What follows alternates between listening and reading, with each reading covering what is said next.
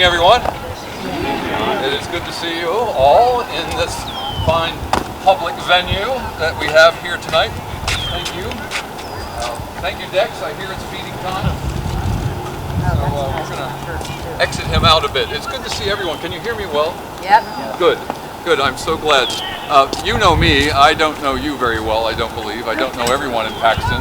I've done my best to do so. I do see some familiar faces, yes. Good. It's good to see all of you here this night, this fine, beautiful, warm evening. I promise not to keep you too long, but I do hope that we shall endure a good conversation. How is that? Yes.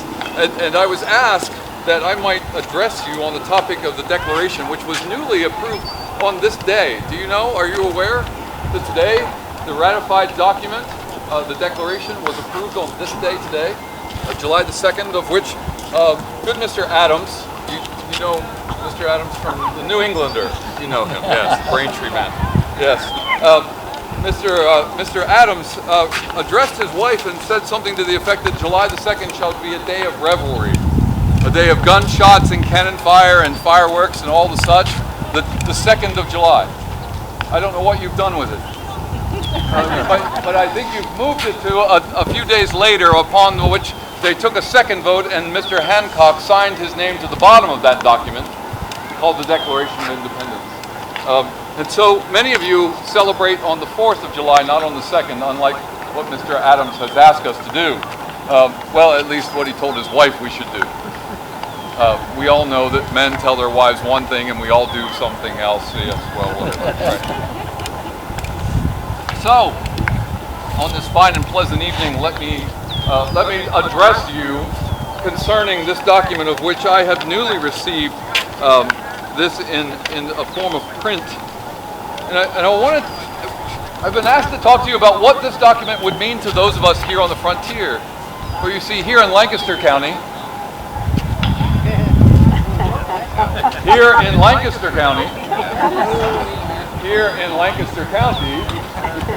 we are not in Dauphin County yet. I will do that later.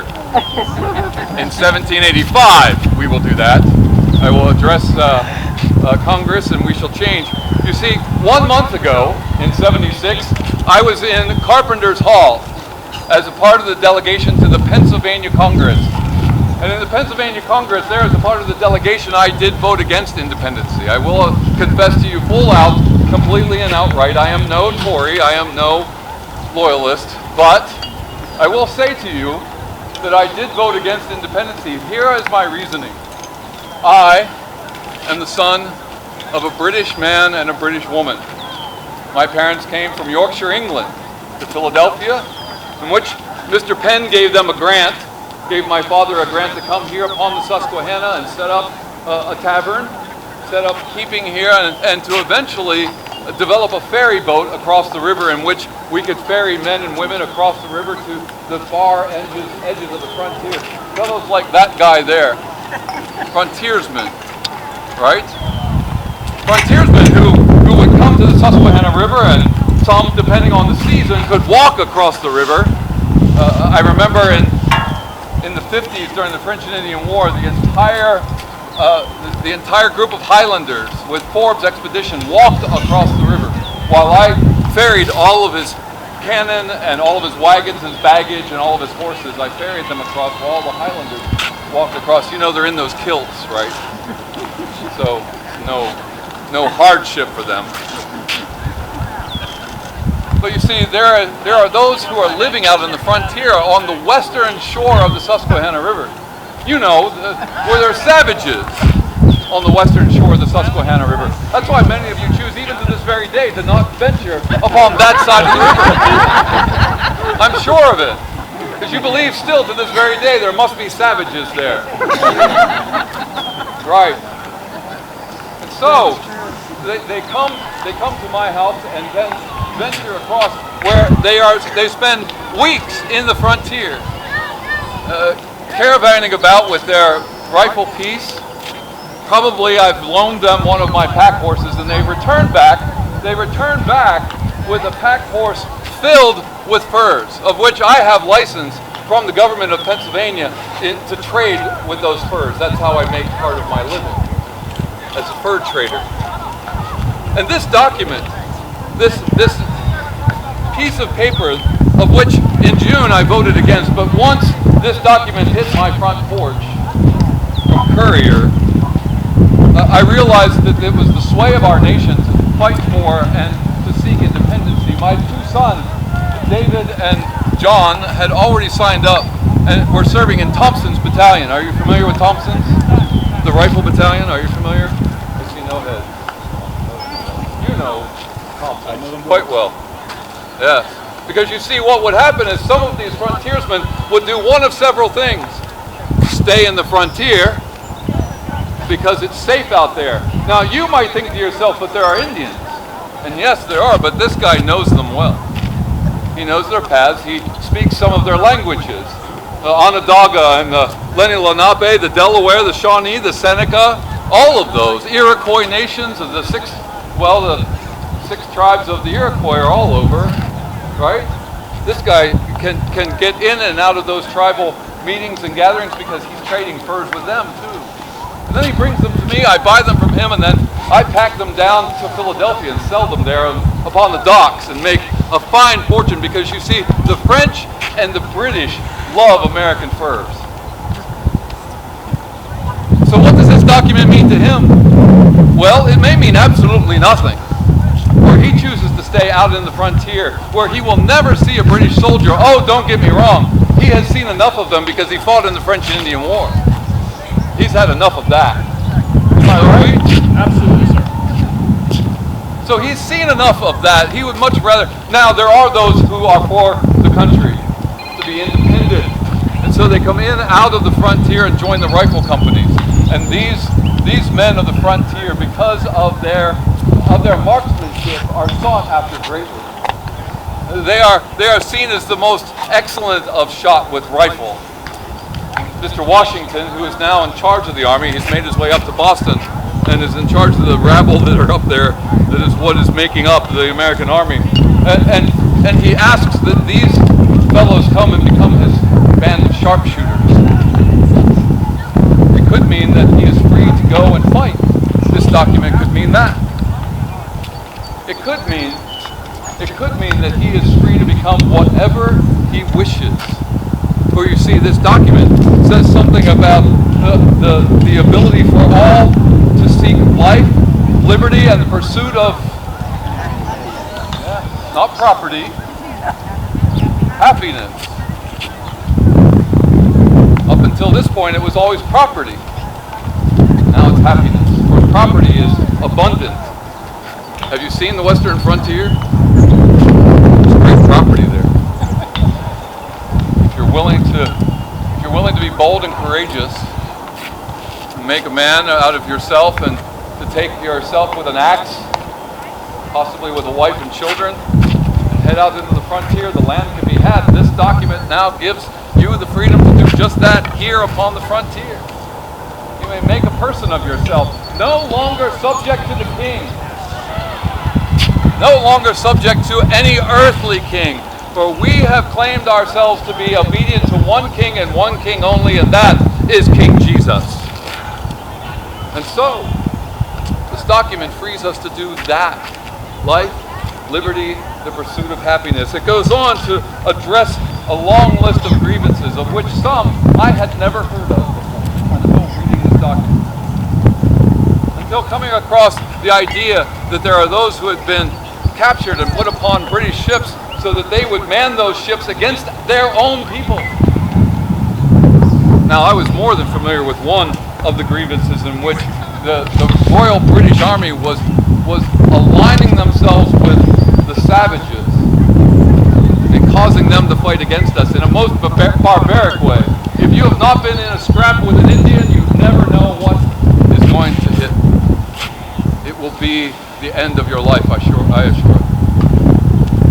Having been ambushed in 54, I know exactly what I'm talking about. This document now gives us the freedom to live our lives here without paying taxes to the King of England, but instead taking our well-earned money and putting it back into the ground here. that we might benefit from it, that we might be able to live our own lives without a parliament 3,000 miles away telling us what to do with no representation whatsoever. This is the argument, is it not? So, here we are upon the frontier, and here we have this document, the Declaration of Independence. It will eventually be signed by all of the delegates. It will take quite a while, all the way through to August, before all of the signatures are had. And then there still will be debates. You know there was great debate over this document. In Carpenter's Hall in June, we debated whether slavery should be a part of this, because I ask you, that woman there, what about her? That enslaved woman. What will this mean for her? Will it mean freedom for her? What about the 6 Negroes I have at my home? What will it mean for them? Will we offer redress for them in some way? Jefferson said that he had supposedly written in the idea of liberty and freedom for all. Well, we know that that will take a war to solve that issue, will it not? But not in my lifetime. Now Pennsylvania in just 4 years will adopt something called the Gradual Abolitionist Act, in which we will slowly release all of the Negro servants in our stead. We will start in 1780, and by 1790, some of them will be released, and by 1800, over 2,000 Negroes of the 3,700 who are living in Pennsylvania will be free. By the time we get into the later generations, we will be down to 0 by 1850. All will be set free. I myself have made a decision in my last will and testament that all 6 of my enslaved individuals will be released upon my death. They will be released into the care of my children so that they are properly maintained and cared for, because I will not release them to a society that has no respect for a single human being who is different in my color. I've seen it happen with Indians, and I've seen it happen with Negroes. They're taken out, and heinous things that are done to them. This document gives freedom to all. Does it not? Shall we celebrate that this weekend? That we have the ability, as no other nation has ever done before. Oh, I believe they will do it after us. But no other nation has done this before. And so here we are, trying to figure out what it looks like to be free. And there are complications, whether it's the frontiersman or whether it's the Negro enslaved person. There are complications for those of us who saw ourselves as staunchly British. Now what do? We have a choice, do we not? We can side with the British Army, possibly lose everything. Or we could side with this rabble Continental group calling themselves the Sons of Liberty, and again, lose everything. I, here on 1776, cannot tell you what the outcome shall be. But I know this fellow has options, because this document has given him his rights. I know that woman will eventually have options, because this document will give her those rights if we abide by it, if we choose to live by it, if we choose to celebrate this more so by the way we act each day than just how we act on one day. May we be a people who say to the world, life, liberty, and the pursuit of happiness for all who are created equal. Huzzah! I would expect a hearty amen or something. You are the quietest group of frontiers people I've ever met. Most of them are usually by this time of the evening half drunk, I assure you. Have you seen the corn whiskey they make out here in the frontier? It is almost deadly. Oh, speak for yourself, sir. Oh, well, yes, you're one of them. Rebels. Right. One of my good friends, though. He brings me good furs every 3 or 4 weeks. Yeah. Let me ask, are there questions that you have? Are there questions you have? Yes, sir. How long did it take the Indians to turn against the white man here? Well, it depends. It depends on the week. I'll be quite honest with you. There were weeks when we were. I have a license to trade with the Indians that I got from my father. When he passed away, that license came to me. And so, having a license to trade with the Indians means I constantly interacted with them, and oftentimes they would come to my house. Many of you are familiar with the story of Half King dying at my home in '54. He had just finished his Western rendezvous as a guide and leader for that Virginian, Mr. Washington. Do you know who I mean? He had just finished working. He and George Croghan had just finished guiding him all the way out to Jumonville, the French leader, the French officer, and there the savages chose, instead of capturing those French, to kill them. Not what Washington expected. I'm not sure Washington was completely disappointed at the issue, but that's a whole other story. You might have to talk to Mr. Washington about that. But Half King finishes his work with Washington, comes to my house. He has a great ague about himself. His fever is out of control, and there upon my own home, he passes into the great unknown. There, we are on good terms. Only 2 years later, am I writing to Mr. Shippen in Philadelphia, the Lieutenant Governor in charge of Indian Affairs, and asking him to remove the 150 natives who have camped at my house and will not leave. I asked that he would send troops to remove them. So at any given moment, sir, at one point during that same year, 57 and 50, all the way into 58, there's a bounty on my head by natives. I am best friends with some and the enemy of others, and at any given week or any given month or any given year, that tribe might switch. The tribal alliances may change to benefit themselves. And so, sir, I would tell you that at any given moment, and I know there have been moments when you have been best friends and severest of enemies with the same person. Exactly. And thank goodness I still have my hair. That came close at least once. Twice. There you go. He runs fast. So, excellent question. So, how long does it take for them to become enemies? I think, honestly, as quickly as a word. As quickly as a word. But Sullivan's campaign in 78, 79 into southern Pennsylvania and northern New York is going to extinguish the Six Nations. Washington sends 5,000 Continental troops to fight and eliminate the Iroquois Nation, because the Iroquois Nation is sided with the British during the American Revolution. Washington will have none of it because they're doing raiding parties all over northern Pennsylvania and southern New York. And so Washington is going to muster 5,000 Continental troops to go into southern Pennsylvania and northern New York and eliminate the Iroquois Nation. And to this day, it still has not recovered.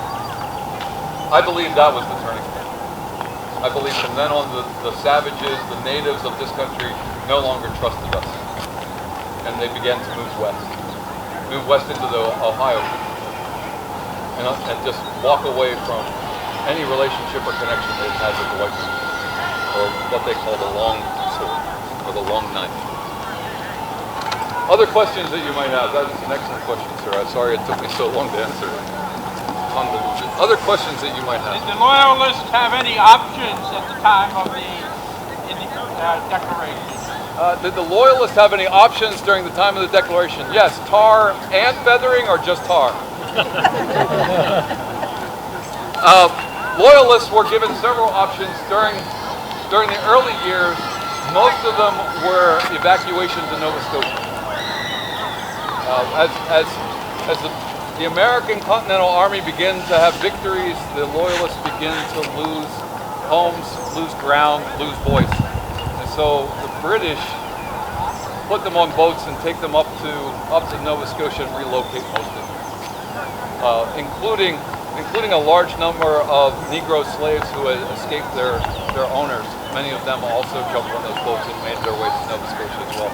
That truly, I shouldn't say it was the only option, because some removed themselves back to England. Lord Dunmore of Williamsburg jumps on a ship and leaves and goes back to England. Others did just the same. So I think those were the options, sir. Or to switch code, to turn code and become a Continental, a Patriot. That was another option, although most of them did not see that as a valid option. Excellent question. Thank you. Yes, madam. Is the ferry across the river? Oh, is it across the road from where I built my home in the 60s? Yes, I built my home. I removed from upon the riverfront and built the gray stone house you see there now in the 60s, 1760s. And so yes, the ferry. If I can say it this way to help you understand where the ferry, Paxton Street would make its way all the way to the river if it were not for something called a bridge, of which something called a railroad is upon. And so if that bridge were not there, Paxton Street would come all the way to the river, and that's where you got on the ferry boat. Then you exited the ferry over at the narrows of the turnpike on the other side of the river, and you know where Mr. Wormley is at? Do you know Wormley? Anybody? I think they call it Wormleysburg in your day, right? Yes, close to that spot, right where there's a very sharp turn where the road bottlenecks there. That's where the ferry empties out. Yeah. How much did the ferry cost?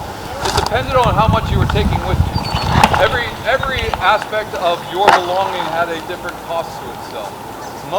An individual like yourself and maybe the man with you would be 2 or 3 shillings to take a ride. But if you had horses, if you had wagons, if you had baggage that you would take, I would charge independently for all of those goods. It could cost you up to 2 or 3 pounds to cross the river, which for most people in your condition, for most people here, if you're tradesmen or business persons, you're making somewhere between 100 and maybe 300 pounds in a year. So to spend a couple pounds is a small portion of your fortune. It might be worth it to get out into the frontier where land is free, though. Other questions? Yes? Did you have any interactions with the Militia Army or just the Continental Army? So both my son John and David both signed up for Thompson's Battalion, which is a part of the Rifle Battalion, which starts out as part of the militia and develops into the Rifle Battalion. So yes, during the French and Indian War, I'm a militia captain, and so I made a colonel during the American Revolution for the 13th Pennsylvania. But yes, the militias are all over. We're constantly training the militias. We do it up at what you know as Fort Hunter. That's one of our training places for the militia. Yes, good question. Other questions that you might have? Now that the sun has come out of the home. Yes. Did you have anything to do with what is now called Paxton? Did I have anything to do with what is now called Paxton? Yes. When my father arrived here, settled in and established himself by 1717, the Indian name for this area was Paxton, or Paxton. And so the English version of that was Paxton. So it's been called that long before the white man, or any of us that settled in here that did and so naming the area we simply use the Indian name. Now the secondary name that you will see on maps is Harris Ferry. That's the name you will see on every map from the 1730s all the way through into the time period later on in history when they built some monstrosity called a camelback bridge. Yes, some of you know your history. Anyway, yes. So in that light, yes, I have everything to do with Paxton and its naming, and this is my home. Paxton is my home. My suspicion, well, in the taxes, we will eventually subdivide Paxton for tax reasons into lower and middle, western and eastern, so that we can tax individuals who are living in certain areas much more well-defined, or much more clearly defined. But yes, I've been in this area multiple times in my life, coming out this way to deal with traders that I know. Well, is an excellent example of how I know this region so well. If you travel out where the Indian town is at, you know the gap of where the Indian town is at? There's a fort there. Are you familiar with it? Yes? Good, good. There's a man named Reed who has a small fort there, a stockade, so to speak. When my first wife passed away in '64, his daughter became available to me, and I married again. And we would go on to have 5 children who would live into adult life of the 11 that she gave birth to. So I was always working my way this way to go out and see Mr. Reed, my father-in-law, trade with him. There were several Indian encampments along the mountain there that you see, and so trading with those were important. So always making my way through here as often as possible, right? Beautiful country here, isn't it? Other questions that you might have? Shout them out. Sir, yes? Yes, staying on this side of the river, Yes. how far north do I have to go to get good farmable land? Well, I'll sell you 600 acres up near where the Juniata flows right into the Susquehanna. The Shawnee won't let me use it, so maybe they'll let you use it. I don't think so, sir. You don't think so?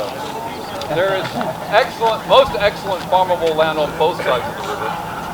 If you go out to Manada, just out to Manada, not far from here, there's most excellent farmland there. If you travel over to the western shore of the Susquehanna, there's farmland down where the Yellow Breeches flows in, and all the way from there, all the way up to where the Juniata flows into the Susquehanna. So most excellent farmland. You can work your way across down all the way down into Spangler's, where he has his mill. You can go down to where Simpson will ferry you across and take you into beautiful farmland. There's all sorts of farmland there. So yes, there's plenty of land, sir. And is there a fort close by for safety? There are several small houses that serve as stockades, yes. Yes, they've cut slats. My opinion is so favorable that it would take me most of the night to sing his accolades, sir. We refer to him as His Excellency. We refer to Mr. Washington as that fine standing man. I met him once in my lifetime. That again in '54 when he was making his way west and I was coming east from Logstown. I did not know who he was at that time. I only learned later on that I had been in the presence of Mr. Washington. I assure you, at the beginning of the war, I had little confidence. As the war began to etch its way all the way through '76, I thought for sure that, sir, that he was not destined to be the leader he would become. I was a fearful individual. For I was most positive that we would lose the war by the end of '76. That Washington was much better at running than he was at fighting. That his plan was that he would always escape to fight another day. And so initially it was problematic, sir, to be honest. But he proved himself to be a fine man. And if I can talk beyond our day of '76, I assure you that he was the man who got my approval to be the first president in '89. There was no one else who could serve in such a post as that and do it justice, sir, for all of us. He was the right man. I do believe it. That is my briefest way to say I had the most honorable accolades for the man of Virginia. Yes. I would hope someday that I might take Dexter and go down and see his place there in Virginia. I hear it is most beautiful, and he's always welcoming folk to his home, as I do as well. The house is always open. Sir? The question, Mr. Harris, you talk about traveling from place to place in this area. Did you always go on horseback, or we walk, or was it carriage, or what? Well, on Sunday mornings, we do have a carriage to take us to church. We attend church at Paxton Presbyterian. We are staunch and faithful members there. I've been so for many, many years. But by and large, for almost everything I do, it's all horseback. Yeah. Yes, I've become quite accustomed to sitting on the back of it. Is he still around? Oh, yes, he is still around. Good boy. He's a bit out of his element here. He's used to the frontier, and I think he sees savages all over, or at least hears savage noises. Not sure what they're doing. Yes. Other questions? Yes, sir.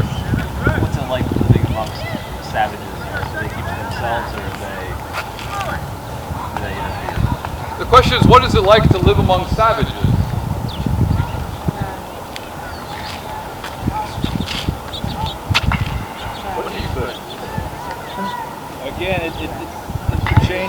a time. That is why I've taken bits and pieces of your clothing. This, for instance, is actually a cash knife, which is Seneca. So whatever I wear can identify me as a friend or a foe, depending on where I am, where I'm traveling, and what time of year it is also. So living amongst them, I actually have lived amongst them a lot, and I could say that the Lenape are probably some of the best and most what's the word I'm looking for? Kind, gentle, easy, approachable. Yes, those words. Civilized. That's Civilized. the word I'm looking for. They are the most civilized amongst the natives. So, But like all others, they still use that bear grease. what's wrong with that?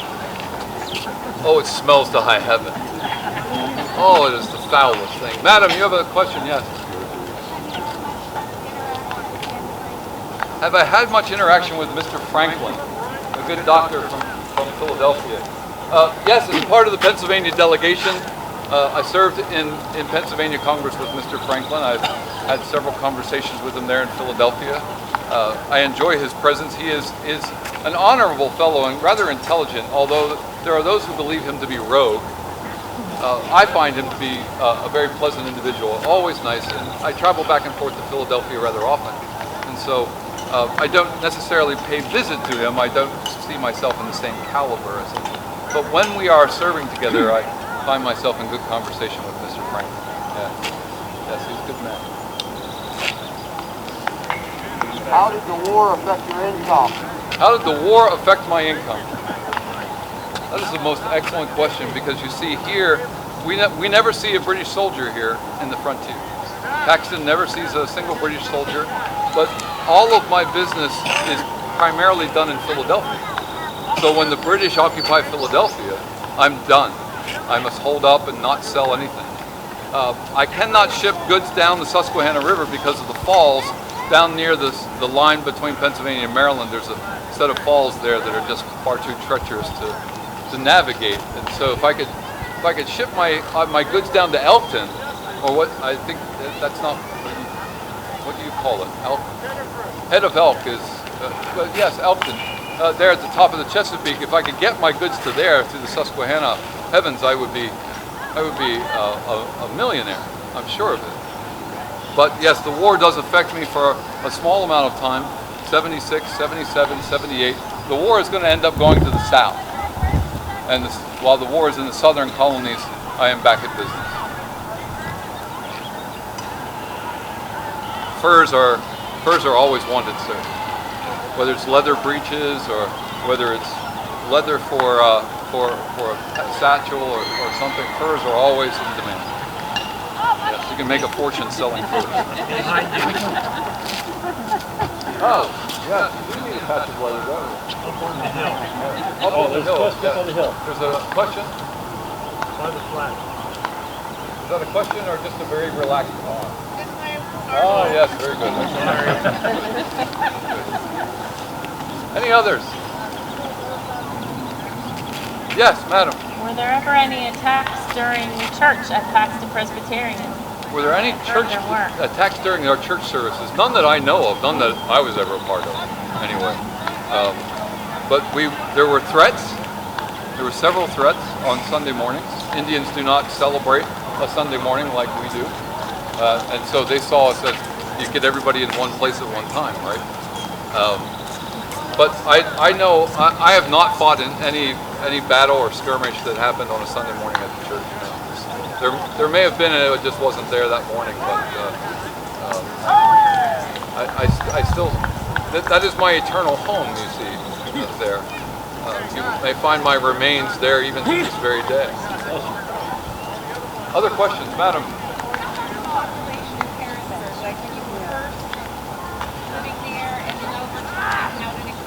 Sure.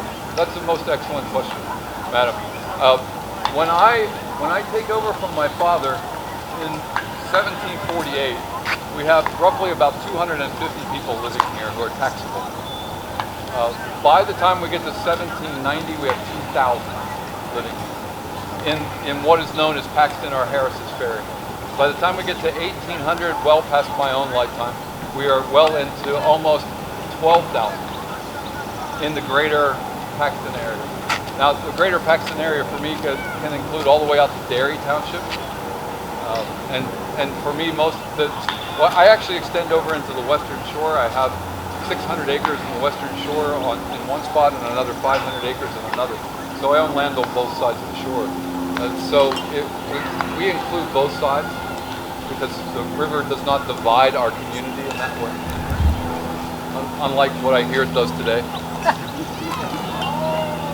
So what was the cause of the growth of population? First off, most excellent question, because your curiosity suggests that there's a reason people would leave somewhere to come here. And why would they come here? Well, because it's cheap to come here. And you can start your life inexpensively. And there's good reason, because Harris is putting documents down in the Pennsylvania Gazette in Philadelphia asking for blacksmiths, coopers, shoemakers. We want tradesmen to come here onto the frontier because there are people living here who need tradesmen. If you're a journeyman and you're hoping to become a master, you must leave the master's employ and go set up your own business. Well, that's hard to do in Philadelphia when there might be 5 shoemakers on the same street. But if I go out here to the frontier to Harris's, I might be the only shoemaker. I'm going to make a small fortune. And so people were coming west in order to start a new life. Yes? Where do you acquire your lovely wardrobe? Where do I acquire my lovely wardrobe? You're so eloquently verbiage there. Yeah. My wife makes all my clothes. We have no stores here in the frontier. There are only 2 that I know of in Philadelphia where you can get ready-made clothes. Some of them actually come from England. But to walk into a store and buy an item of clothing off the rack is almost unheard of in my day. So my wife makes all of my own clothing. She knows my size intimately. As some of you could only imagine. Question. Yes. Is here. Sir. You talked about Paxton. Yes. What was your involvement, if any, with the Paxton Boys that came from this area and massacred innocent Indians to the east? So the question is about the Paxton Boys in the 60s.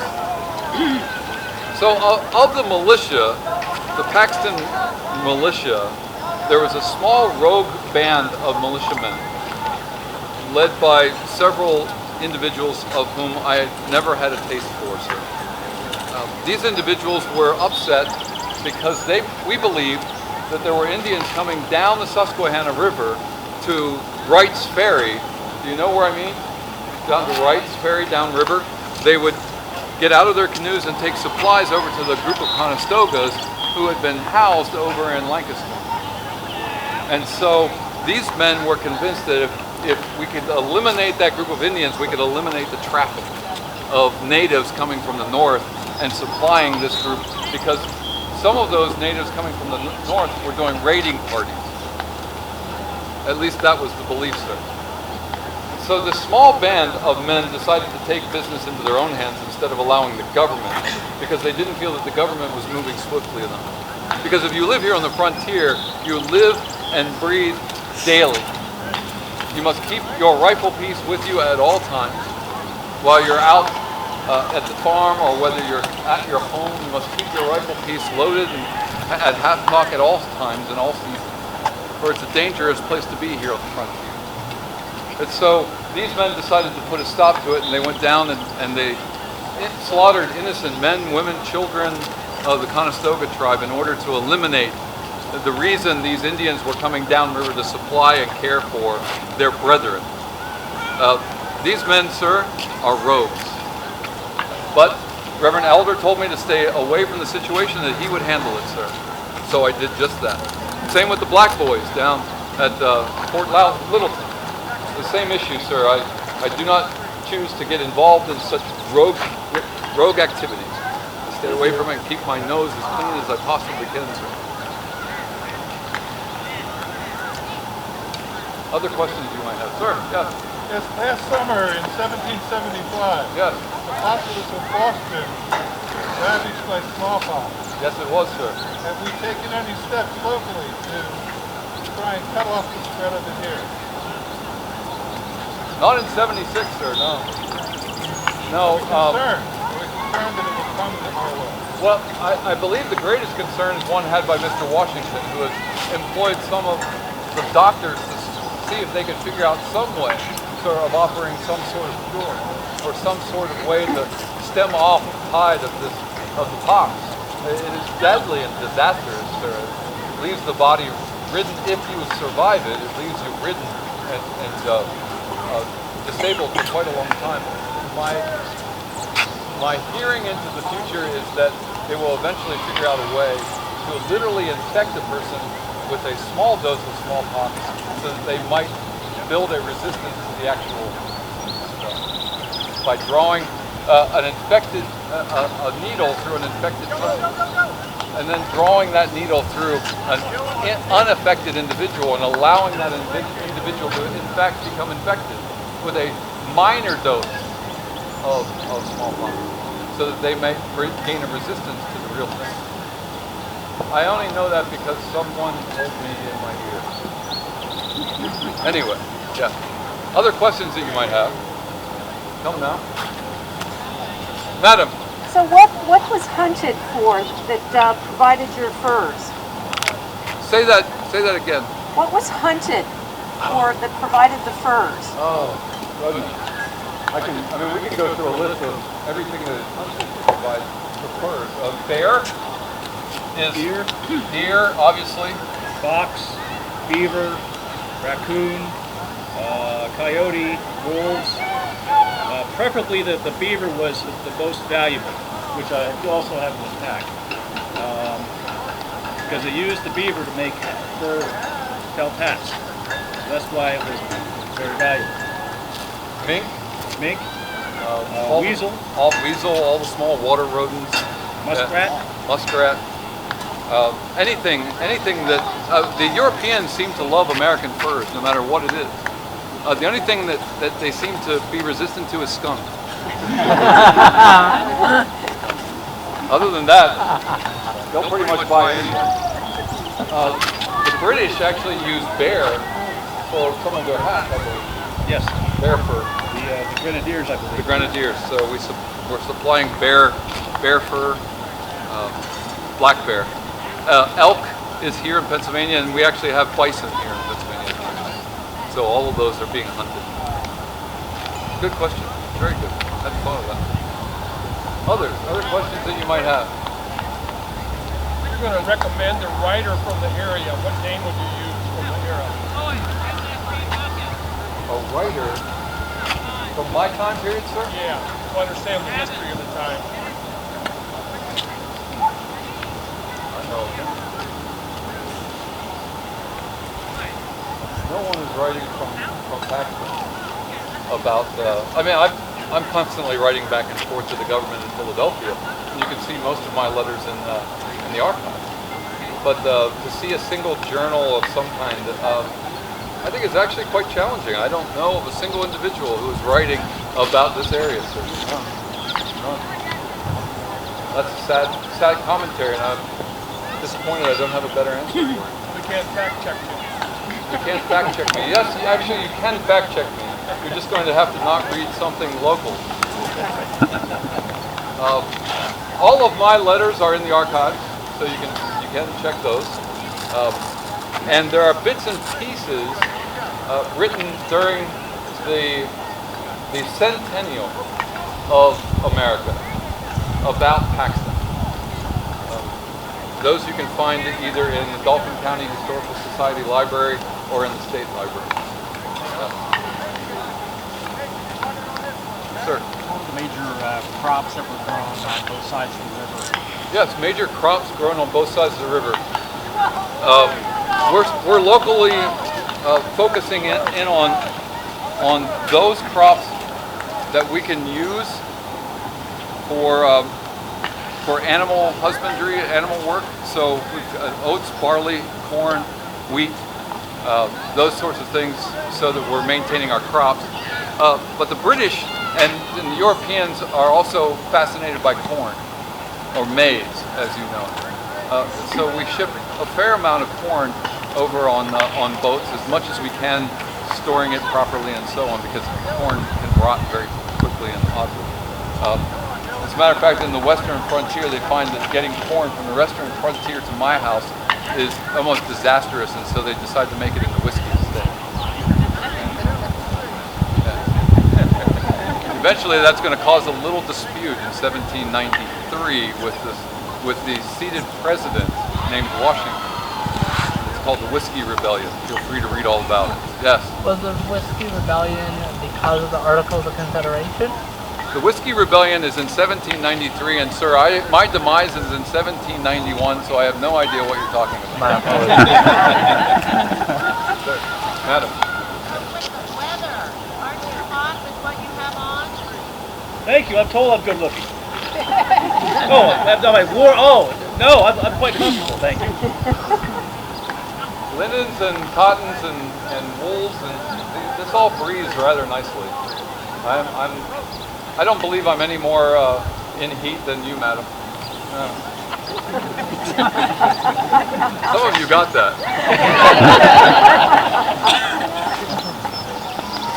Language is a wonderful thing, and when you remove language 250 years, the verbiage and anyway, yes. Were you involved in the Boston Tea Party? Was I involved in the Boston Tea Party? No, I was not involved in the Boston Tea Party, but I was not instrumental, but I was completely aware of the Philadelphia Party. You see, there were 5 ships that were sent at the same time. One of them to Boston, one to Philadelphia, one to Charleston, and one to Savannah. I'm sorry, one to Annapolis and one to Charleston, not to Savannah. And Savannah, or Charleston, I mean, Charleston and Boston are the two where things get rather rowdy. Philadelphia and Annapolis, things are rather calm, although they still refuse the shipment. And one of the ships actually wrecks off the coast of Cape Cod. And so, of the 5 ships, Boston is the one where the biggest issue arises, and that's because the citizens dressed up as Mohawks and decided to dump the tea into the harbor in '73. But yes, I was fully aware, because you see, as a tradesman here on the frontier, I could go down to Philadelphia, buy tea, bring it back up here, and sell it to those who are living here. Well, can't do that if the tea isn't available to me. So, madam. You said you traveled to Philadelphia. How did you travel? So there are 2 primary routes, madam. One down through Lancaster, and from Lancaster City, and then over to Philadelphia, and the other is up to Reading town, and then from Reading down into Philadelphia. Both places of which I do business. And so, depending on what business I have going at the present moment, or which trip I'd rather take, those are the 2 directions I can go, and it takes me about 2 days. I usually go to Reading or Philadelphia or Lancaster in one day, and then make the rest of the trip the next day. There's only one time in my life that I recorded that I made it to Philadelphia in one day, and that was once I decided to give myself to the cause of independency. I had young Jack saddle up my horse at 3 a.m. in the morning. We left at 4 a.m. and I had a saddlebag of 3,000 pounds of ready money that I delivered to the Continental Congress the next morning at 9 a.m. We rode nonstop. We got there that night, late night. I rested only a short while and then delivered the money the next morning to the Congress as a way of showing my support, man. But yes, horseback. There are fine taverns in both Reading and Lancaster, I assure you. Not for women. Understand me, that's not a proper place for a woman to be. You would stay in someone's home if you were traveling like that. You would certainly know someone in Lancaster, or someone would put you up in a proper way because you seem like a very proper woman. Were there stagecoaches that ran? Madam, we don't have a stagecoach yet. No, Okay. not in my day. So it was all by horseback. I have 2 Conestoga wagons. I guess you could hitch a ride, but Yeah. no, there's not an official stagecoach running back and forth. No, it's all by horseback. Thank you. No problem. My pleasure, man. Other questions that might be had among this? Did you have any competitors? Did he sell everything to you? Does he sell everything to me? No, he does not. But he's a smart businessman, so he sells at the best price. So Mr. Wright has a ferry, and he's also a man of trade. Krogan is a man of trade, and until his death, Mr. Weiser, Conrad Weiser, is a man who could trade with him. And so depending on the price of goods and who is going to give him the best price, that's where he's going to go. I'm going to try to give him the best price I can. Then I'm going to take it to Philadelphia, and I'm going to get an even better price for it by those who are getting ready to put it on ship. So then that's how I make my money. So for example, well, there you go. I have to pay for my horse and the feed and everything else. So, yes. Yeah, so he can come to me, I'll pay him, because the other option is he can take it all the way to Philadelphia himself.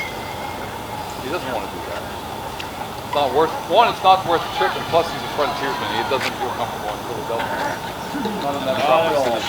No. I was born here on the Susquehanna, but baptized in Christ Church in Philadelphia. That's almost my second home, Philadelphia. Someone have our time? Am I close to our time? Yes.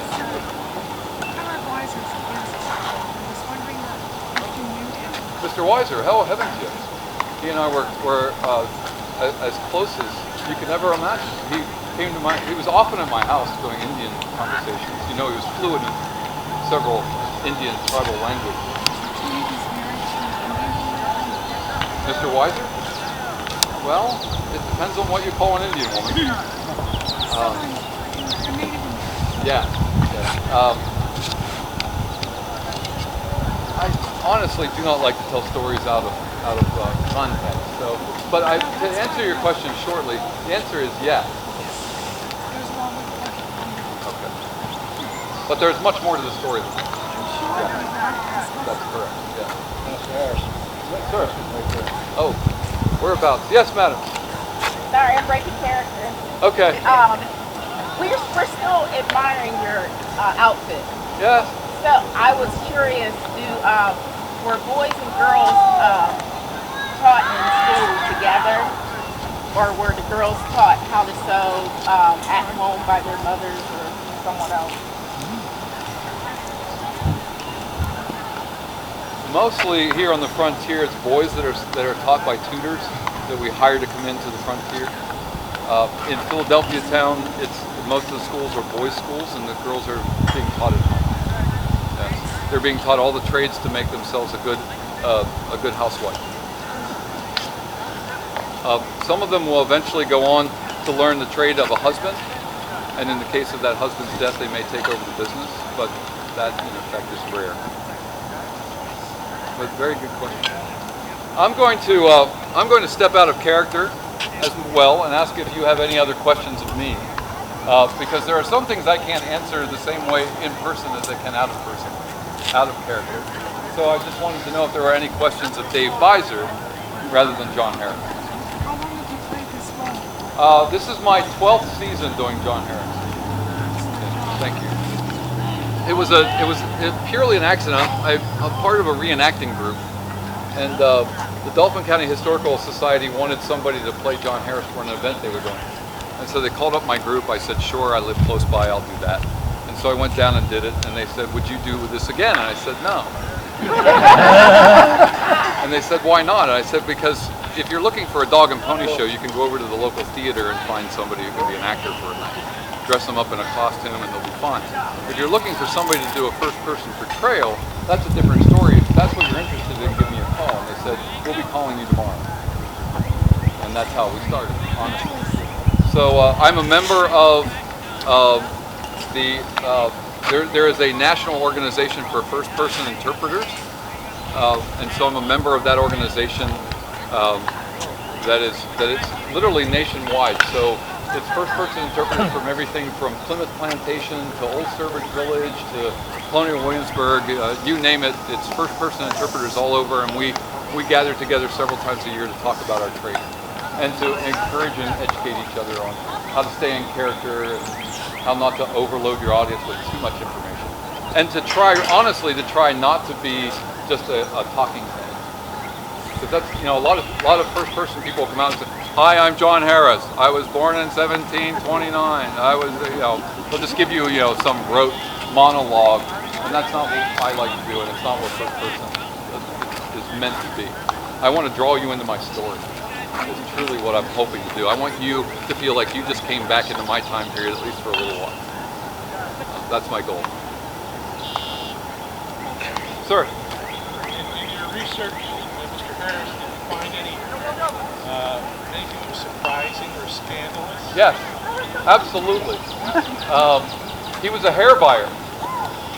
That was one of the most interesting things I discovered about him, was that in the 1760s, the Pennsylvania Congress put a bounty on Indian scalps. So at one point, a male Indian scalp is worth about 50 pounds. A female Indian scalp is worth 35 pounds, and a child Indian scalp is worth 20 pounds. And I mean, honestly, they don't care. They just want dead Indians, and the scalp is proof. And so Harris literally would bring guys like this in and hire them to go out and get scalps. So he would pay them less than the bounty that they would get in Philadelphia, because he's the middleman, and they don't want to go to Philadelphia, but they still want their money. So they come in, sell him scalps, and then he'd go down to Philadelphia and sell them for their full price. So he was a hair buyer. In its worst tradition of hair buying, he's buying scalps that have been brought to him because somebody killed another human being, scalped his took his scalp off and sold it for profit. That's dastardly. Against some of the tribes is unbelievably thick. And so some of these guys were like, yeah, you know, they killed my wife, they killed my kids, I'll kill any one of them. You pay me, I'll kill them all. So, I mean, there are guys out there that'll do that. So Harris becomes the middleman as a scalp buyer. I found that kind of interesting. And no one knew that until I found it in his personal journal that we have down in the archives. I'm reading through one day and he says, hired 2 individuals to go into the frontier to hunt scalps. And then it says later on, paid these 2 individuals for scalps. And it marks how much he paid them. Conrad Biser is coming to his house. He arrives at the house and he says that Harris isn't at the house because he's out bartering for hair. He's out trading for scalps. So Conrad Biser has to spend 2 days at his house waiting for Harris to come back. Yeah, amazing. So that's kind of scandalous. I kind of think that's a little crazy, right? I had no idea walking into this. Now the other thing is he owns 6 Negroes. He's a slave owner. He is here in Harrisburg. There are, and he's the number one. He's the one who has the most. At 6, he has the most. But he's not the only one in Harrisburg who owns black people, who owns Africans. He's not the only one. The census in 1790 has upwards to about 24 Negroes living here in this area who are owned by different individuals. So he's also a slave owner. Now, it's different. We could say it's different from Southern slave ownership. You know, he doesn't have 300 or 200 like Washington or Jefferson. And he's not running a big plantation, but he does own 6 people. Not only that, he also has 2 indentured servant Irish girls who come over. He's paying their trip over, and then they work for him until they work off their indenture. So he's going indentured servants as well. I mean, that's just an interesting part of Paxton. There are African slaves here in Paxton. They're here. That's one of the stories I don't think we're doing a great job of telling here in Harrisburg right now. It's one of the things I'm working on. I went down to the Peter Wentz house, and they actually developed a story on one of their servants, one of their Africans. And they developed a whole story about it so that they could present that story. Because farms in Pennsylvania, you're thinking farms in Pennsylvania, there's no black people on a farm in Pennsylvania, right? Yes, there are. Yes, there are. And so I went down, did the research at their place, and now my next step is to find out where Harris bought them. Because I have all their names. I know who they are. He lists each one in his last will and testament. Old Jack, Young Jack, Isaac, Mona, Dinah, Sarah, and Rebecca. He's got them all listed. sends them all out. He needs them. We are under the suspicion that most likely he taught them how to read, write, and cipher or do mathematics because he needed them to run the farm when he was in Philadelphia. He also needed them to go with him when he went to Logstown and took young Jack with him. I'm sorry, old Jack. Old Jack was younger then. He took old Jack with him on that journey all the way out to Logstown and back. Logstown is just above the town of Pittsburgh today. And it's an Indian village of 2,000 natives. So he goes out to make trade agreements with those Indians. And he's also sent there by the government of Pennsylvania to mark how many miles it is from one stop to the next. And you can find it. We have this document. Somebody said fact check me, please. There's a document down in the State Museum. We have the original letter that he wrote to the governor saying, here's my trip, here's how many miles it took me to get from point A to point B to point C, all the way out to Logstown, and then all the way back. He took two different trips. One, he took more northern, and the other, he took more southern to come back.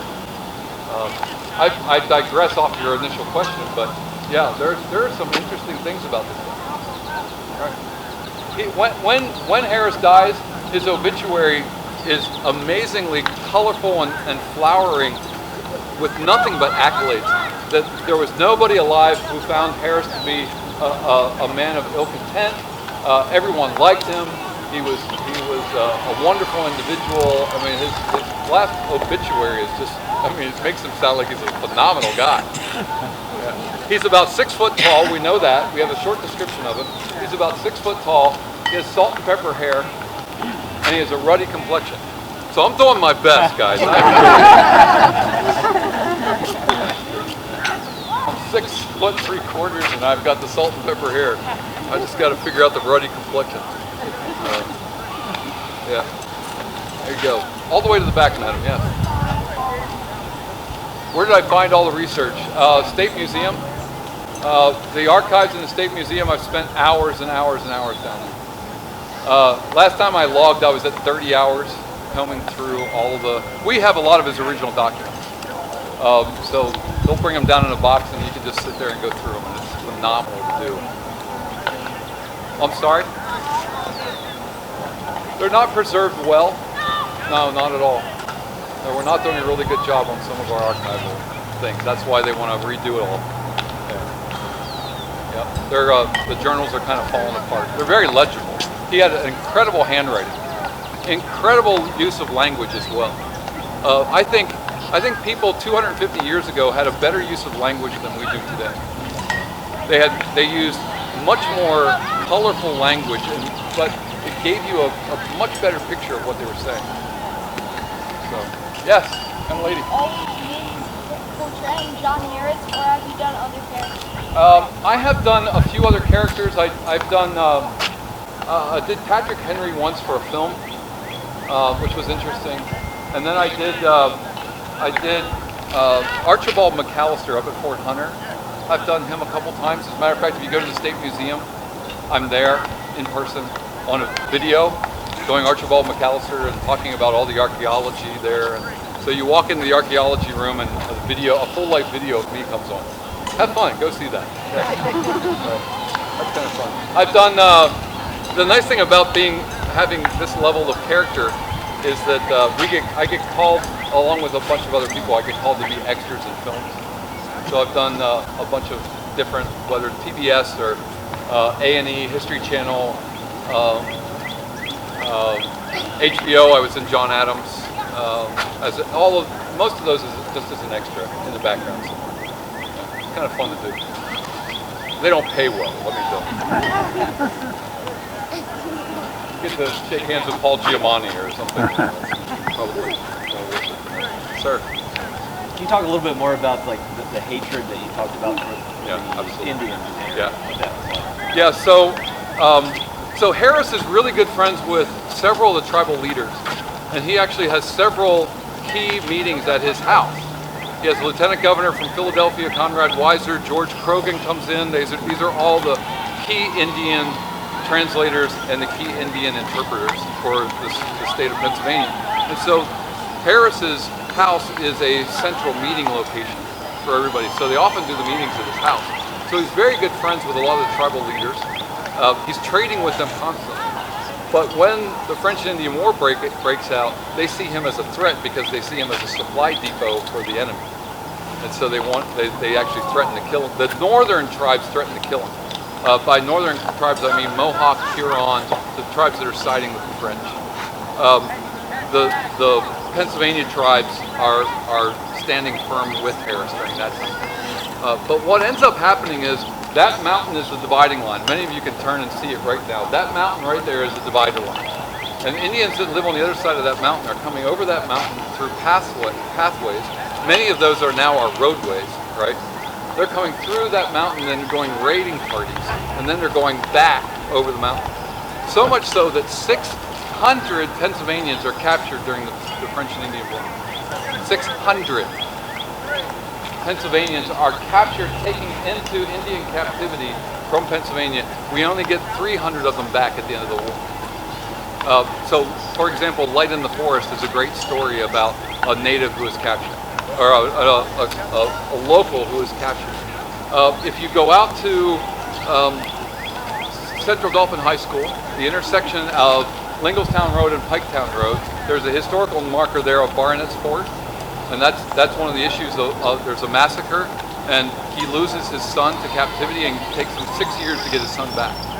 So, like, you took my son, you killed my wife, killed my daughter, took my son. You are not going to survive this. I am not going to let you, because Philadelphia isn't going to stop you, and they're not going to stop me either. And so I'm going to call this guy up, and I'm going to say, tell me where they're at, because he knows where they're at. Because either he interacted with them or he stayed away from them because they were on a raiding party, and he's like, I'm not messing with that, right? Because he knows how to do that. So I'm going to go after these guys because they've got my son or my daughter or my wife, or they took everything and burned the house or whatever. So there's massacres in Manada, there's massacres down near Fort Hunter. There are massacres right here within miles of where you're sitting right now. People who lost their lives to small raiding parties of Indians. And so they get the militia together and they go after them. Harris in 57 goes up to Penns Creek, Mills Creek area. There are 34 individuals who are left laying dead, and then somewhere in the area of 12 or 13 who are captured and taken into captivity of a settlement up there. He goes up with 50 militiamen and buries the dead. And he says his account, again, his words, not mine. He does write this when he's writing his account down to the government in Philadelphia. He says they dismember the bodies. It is horrendous to find a human body laying on the doorstep of his own home, both arms having been cut off and his head severed from his body, after only which they had scalped him. And so they're doing it on purpose. You know why they're doing it. They're saying, if you decide to settle here, this is what's going to happen to you. Well, guess what? I'm coming after you. Now, what's interesting is his party got ambushed. He loses men straight out in the initial ambush. He loses 4 men dead immediately. He's crossing the Susquehanna River to get away from them, and the guy beside him on horseback is shot off his horse. He gets to the other side of the river, his horse is shot out. It takes him 2 weeks to get home, and the Pennsylvania Gazette says that we presume Harris is dead. Which, of course, I'm not. But that's the kind of stuff. And you know, here's the thing in their minds: Indians don't fight fair. No, they don't. And I know that. And I know their tactics, and I know how to use their weapons. He has to learn that, right? But they're not going to fight fair. They're going to fight till you're dead. And any way they can get you dead is a fair way to fight. Whereas, you know, the British, we all come out. We line up, we aim, and we shoot. If you've watched The Last of the Mohican, you know that all you have to do is hear the word "make ready," and then you duck, and they all shoot over your head, and then you go and you cut their throats and scalp their head. Because the British soldiers aren't prepared for Indian fighting. They're not prepared for Indian tactics, so these poor guys were just sitting ducks. Great movie to watch. There's some stretches in there, but there's some neat aspects to, Fenimore Cooper did a great job writing that. So, the Daniel Day-Lewis it was filmed back in 1992, but it's still a really good movie to catch because it gives you that flavor. Yeah. All right, I think you have endured tremendously on these very hard cement Well, it's not all of you, obviously. But I want to thank all of you for being here tonight. Thank you for your presence.